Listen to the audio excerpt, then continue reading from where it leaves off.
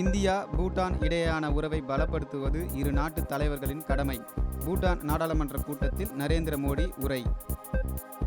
2 காவலர்கள் சுட்டுக் கொல்லப்பட்ட விவகாரம், நெடுஞ்சாலையை மறித்து போராட்டம். சிறையில் இருக்கும் யஸ்வந்த் சின்ஹாவின் காவல் மேலும் 12 நாட்களுக்கு நீடிப்பு. உத்தரப்பிரதேச மாநிலத்தின் சிட்டர்பூர் பகுதியில் சிறுமியை பாலியல் வன்கொடுமையில் ஈடுபடுத்திய 2 கைது.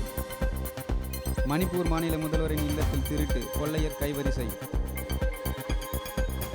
தெலுங்கு தேச கட்சியின் எம்எல்ஏ பிரபாகர ராவ் மாரடைப்பு காரணமாக இறந்தார். போலி என்கவுண்டர் வழக்கில் மும்பை சிபிஐ நீதிமன்றத்தில் இன்று ஆஜராகிறார் அமித்ஷா.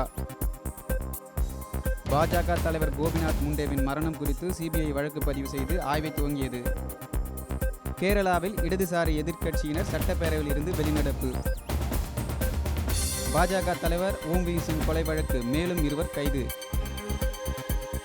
ஈராக்கில் பாதுகாப்பற்ற சூழ்நிலை, இந்தியர்கள் அந்நாட்டிற்கு செல்வதை தவிர்க்க வேண்டும், மத்திய அரசு அறிவுறுத்தல்.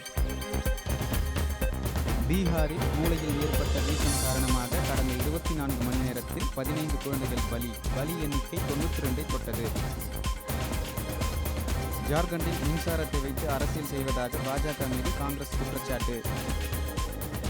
திருவனந்தபுரத்தில் இருக்கும் தகவல் தொழில்நுட்ப பூங்காவில் 2014 மற்றும் 16 ஆண்டுகளில் 45,000 பேருக்கு வேலைவாய்ப்புகள்.